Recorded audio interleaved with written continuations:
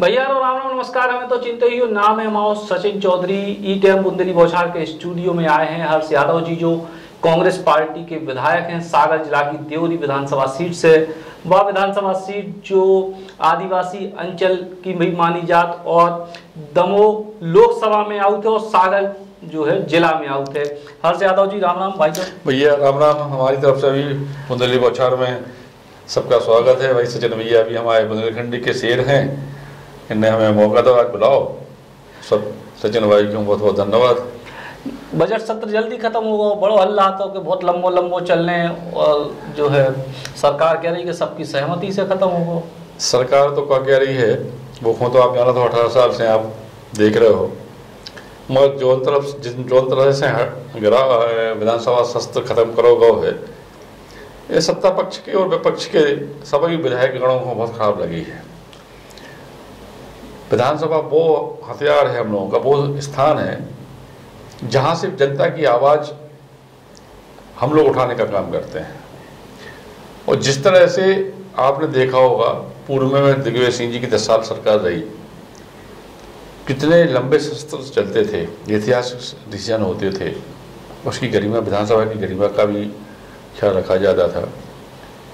मगर भारतीय जनता पार्टी की सरकार जब से बनी है तब से लगातार स्थिति ये है कि कोई सेशन पूरा नहीं हुआ और कहीं ना कहीं ठीकरा, क्योंकि वो ठीकरा फोड़ने की आदत भारतीय जनता पार्टी के चरित्र में शुरू से रही है, विपक्ष पर डाल देते हैं। हम लोग तो चाहते थे लगातार सदन पर चर्चा करना चाहते थे, सरकार को घेरने का काम कर रहे थे, जनहित के मुद्दों पर भी हम चर्चा करना चाह रहे थे।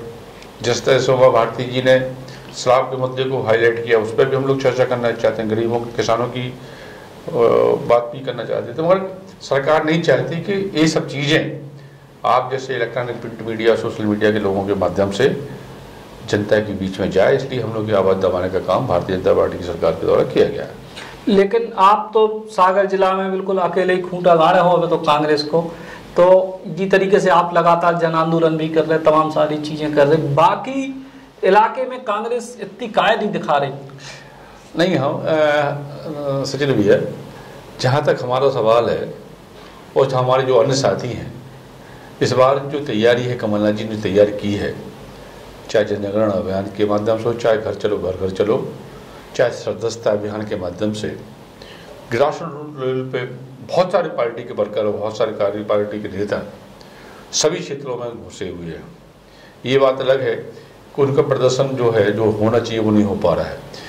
हम लोगों ने घुसपैठ करने की कोशिश की है और कहीं ना कहीं कोशिश की है कि आम आदमी तक, उनकी समस्याओं तक भी को हम लोग सुने और कहीं ना कहीं हमारी बातें भी 15 महीने का उल्लेखनीय कार्यकाल जो कमलनाथ जी का था वो भी हम जनता के बीच में रखें।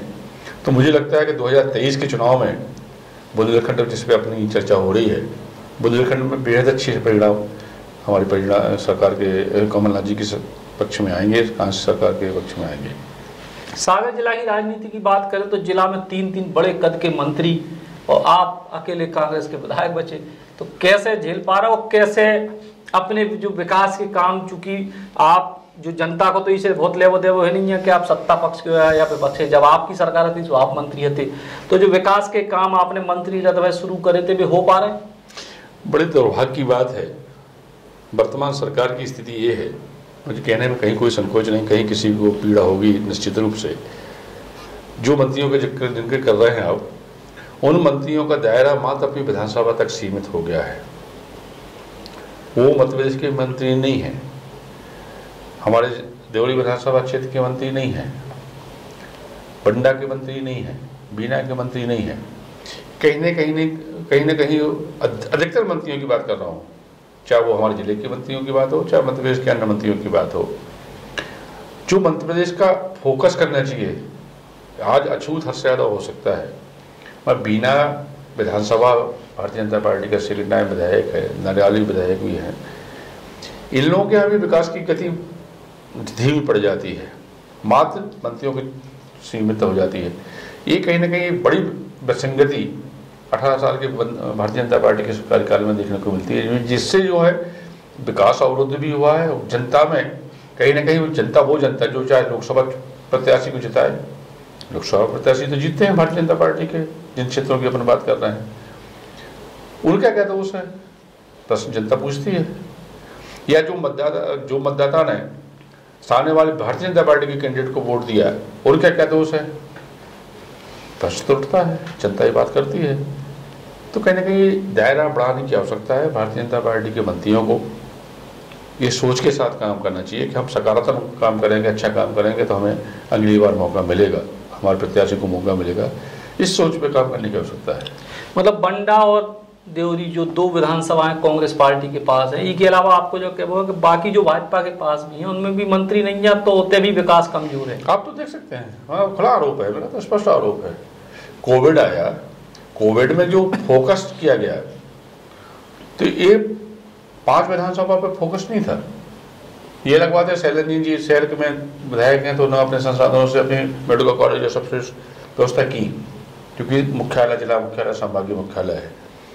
मगर आप देखिएगा, बीना का कोविड अस्पताल बना करोड़ों रुपए की लागत से, आप लोग सब साक्षी हैं। उस पैसे का कितना अपव्यय हुआ। उतने में एक अच्छी खासी अस्पताल किसी कस्बे में खोल देते, वो राशि का उपयोग होता, सकारात्मक उपयोग होता। माननीय मुख्यमंत्री जी, कैबिनेट मंत्री सेंट्रल से आए, 3-4 बार विजिट हुई, वो खर्च जो हुआ उसी खर्च से जो है गांव में स्वास्थ्य सुविधा मिल जाती है। मेरा ऐसा मानना है, मेरा व्यक्तिगत मानना है।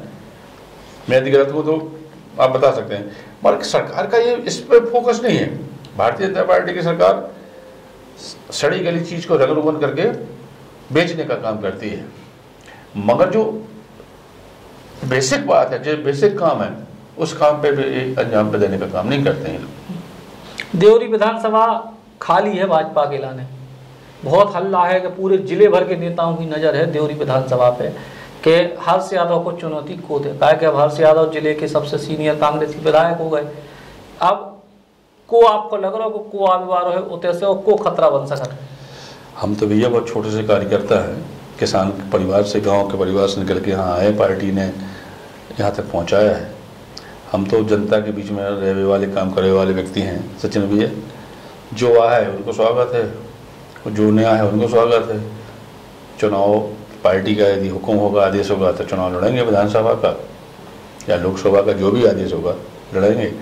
और जनता के बीच में सुख दुख में पहुंचने की हमारी शुरू से आदत रही है, क्योंकि जिस परिवार में जो पृष्ठभूमि हमें मिली है बचपन से, हमारे परिवार ने जो संस्कार दिए हैं उस संस्कारों का पालन कर रहे हैं और लोगों के बीच में जाते हैं। जनता इसलिए अपने दिल से चाहती है, चाहे वो किसी वर्ग का व्यक्ति हो, चाहे गरीब हो, चाहे अमीर हो, जातीय संप्रदाय से हट के हमने वहाँ लोगों के बीच में काम किया है। ये बात सही है कि लोगों में टीस जरूर है हमारे क्षेत्र की जनता में कि 15 महीने के कार्यकाल में जो हमने नींव रखी थी डेवलपमेंट की, क्योंकि आपको मैं बताना चाहूँ तो लंबे समय से हमारा उपेक्षित क्षेत्र रहा है, बहुत लंबे समय से। जब भी मौका मिला है, एक ही बार मौका मिला था जब हमारे डॉक्टर साहू जी जो आज इस दुनिया में नहीं है, उन्होंने बहुत अच्छे काम करवाने का प्रयास किया था।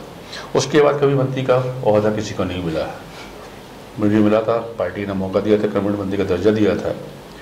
निश्चित रूप से हम लोगों ने प्लान की थी, योजना बनाई थी कि देवरी भी जो है अन्य विधानसभा रैली और खड़ई के से कमतर न रहे, और यदि इस पर ने चाहा होता तो निश्चित रूप 5 साल में हम वो दिखाते जो कहीं ना कहीं हम लोग कहते कि हम लोग भी गर्व से कह सकते थे, हमारी जनता भी कह सकती थी कि हम भी रैली और खड़ई से पीछे नहीं है।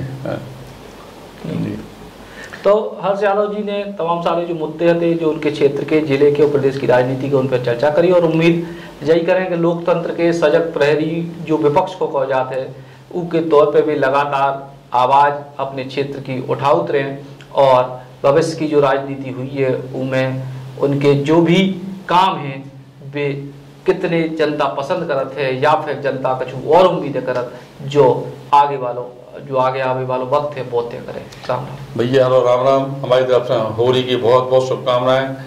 बुंदेली परिवार को भी बहुत बहुत शुभकामनाएं। वो आगे बढ़े, उन्नति करें, हम लोग भी तरक्की करें, बुंदेलखंड में आपका गौरव सम्मान बढ़ेगा तो निश्चित रूप से हर्ष यादव जैसे छोटे कार्यकर्ता का, हमारे अभिनव जैसे कार्यकर्ता का भी सम्मान बढ़ेगा बुंदेलखंड की वजह से। बहुत बहुत धन्यवाद। बहुत बहुत धन्यवाद।